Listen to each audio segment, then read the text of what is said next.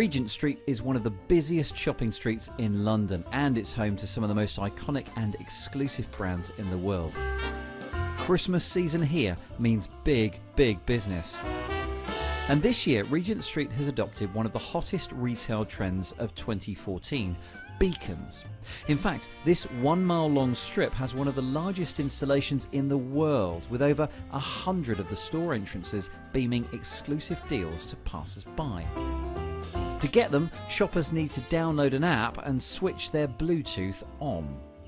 So I've been walking up and down Regent Street for about 15 minutes. I've been pinged 5 times. I can claim a free shirt and tie from one store. I can get tickets to meet Father Christmas in another.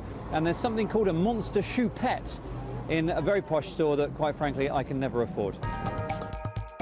And the reason I got offers only from those stores is because not every beacon is targeting me. The app, at first launch, presented me with a list of 40 brands which I had to like or dislike. And that means it can now make an educated guess on what I might like to hear about. Meet Paddington Bear at Hamleys. Well, that sounds good. And whilst I was there, I found the man behind the Regent Street app. His name's Henry Lawson, and I asked him just how much of my movement data is being tracked and then kept. What we make sure is that what we're tracking is what's going on with the offers and what's going on with your profile. We do not record any of the information related to your location. That would be sniffing the data exhaust, and that's absolutely explicitly what we're trying to avoid here. You must have been tempted to, though, because there are well-documented reasons why it is beneficial for the shop to know which parts of its store get busy, and it's also been argued that it's beneficial for the customer. The issue is that what we do is get the consumer to give us the data by saying what brands they like and don't like, and our correlations allow us to build a profile that is then controlled completely by the consumer. That is an entirely different experience, and the fascinating thing is after 3.5 years of doing this, we've proven that we can be between 6 and 10 times more effective than the data exhaust method. So you think it's all about the users being so uncomfortable with it they'll turn it off, and that's why it's not as effective? Absolutely, they will turn it off. You see it all the time where people are uncomfortable with retargeting on websites, with just getting too close with the experience. To use this app, you need to have Bluetooth switched on.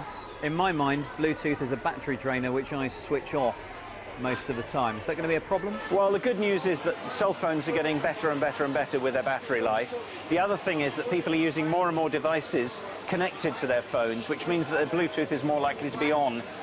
3 years ago, about 40% of phones had Bluetooth on routinely. Now we're looking at more like 70%, and we haven't found the engagement of Bluetooth to be a problem. Of course, you don't need Bluetooth to use the app, but you do need it to be able to listen for beacons and actually be triggered in that way. Your challenge, I suppose, is to persuade enough shops and areas to buy into this.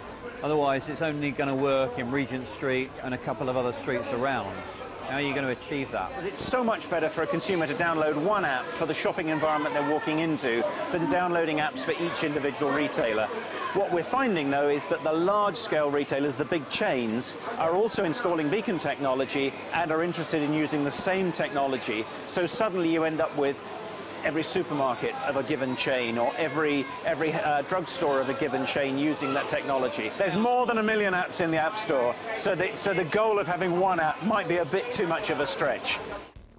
It's still early days for this technology, and there's a lot of hype surrounding it, so we'll have to see how it pans out.